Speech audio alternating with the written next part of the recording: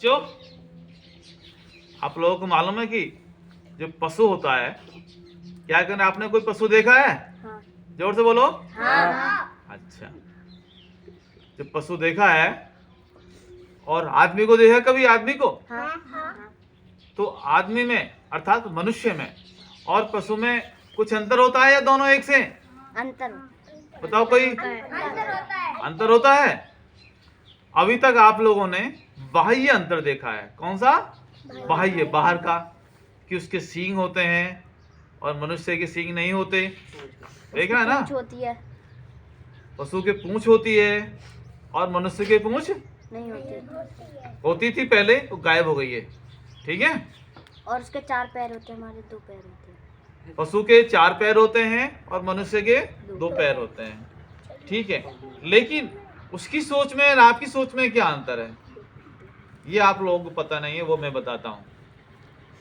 पशु होते हैं, एक समूह में चलते हैं। किसमें? एक समूह। आपने कभी सुना होगा या नहीं सुना है, मैं बताता हूँ। एक हमारी पुरानी कहावत है एक भेड़ जा रही थी। क्या? भेड़। जोर से बोलो। भेड़। तो एक भेड़ जा रही थी, उसके पीछे सारी भेड़ें चल रही थी। आगे कुआं आ गया। क्या आ गया? कुआं। जोर से बोलो। कुआं।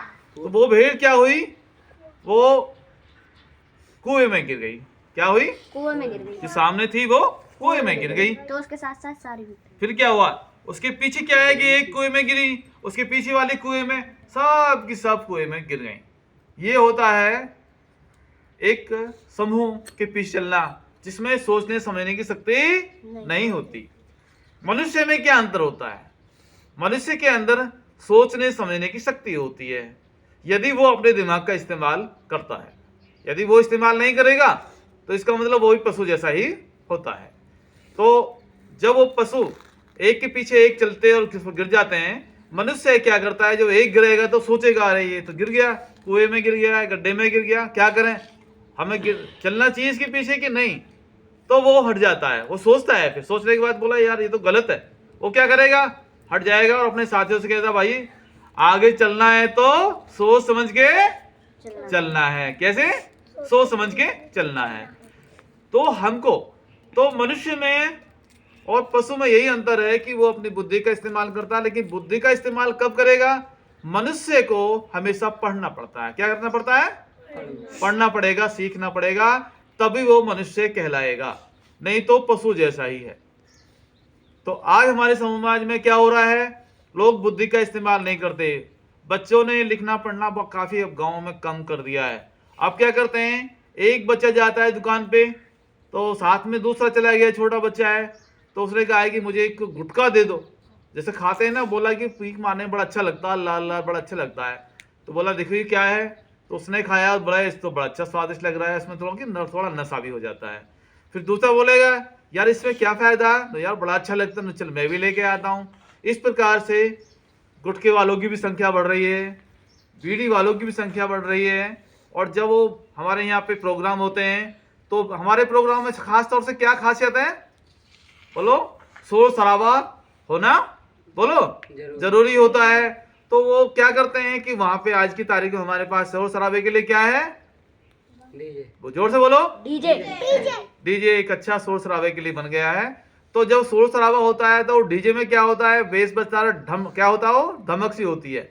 तो क्या करता है वो बच्चा या युवा, क्या करता है, उसे उछलता है। तो सबसे बड़ी समस्या ये हो गई है, खास तौर से लड़कियों से मैं कहूंगा, बेटा आप लोगों, मैंने एक प्रोग्राम में गया था, तो वहां एक डीजे बड़ी जोर से बज रहा था और उसमें एक धमक की आवाज रही, ढम ढम ढम।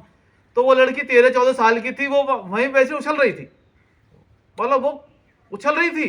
मैं बोला यार ये लड़की में क्या हो गया। उसके बाद में जो लड़का होता है वो बिना नशे के नहीं उछलता है, वो डीजे बजेगा तो क्या करेगा, जब बेस बजता है, हाथ चलता है, तो वो नशे में क्या करता है, उछलता है। और लड़कियां जो है बिना नशे के ही उछलने लगती हैं। ये आने वाली पीढ़ी में बहुत बड़ा गड़बड़ हो रहा है। इसको बच्चों आप लोगों ने संभालना है, आपको संभालना है। ये हमारे समाज की सबसे बड़ी कुरीति है, तो आपने अपने आप को संभालो। तो लड़कियां आप ध्यान रखो बेटिया, ये जीवन हमारा नाचने गाने के लिए, मौज मस्ती के लिए नहीं है, वो पशु जीवन होता है।